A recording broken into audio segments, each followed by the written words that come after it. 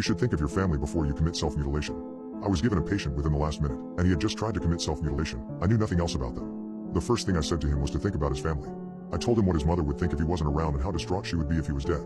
The mother would be so traumatized, especially the person who gave birth to him. I told him how his mother would miss him and how all mothers cherish their children, and to put a mother through all of that would be devastating for her. Then I said things about how his father would feel if he had committed self-mutilation. His father would be broken, as fathers also love their children. I told him how his self-mutilation would put tears in his father's eyes and how he would not be able to see his bloodline move forward. His father would tremble because he would not have any grandchildren, and it would be such a lonely existence for the father.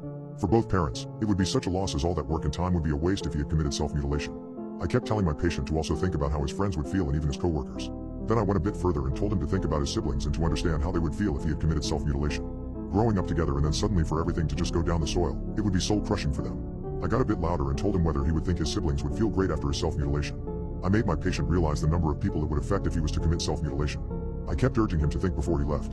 Then I told him to think how his grandparents would feel if he committed self-mutilation, and if he committed self-mutilation, it would surely crush his grandparents.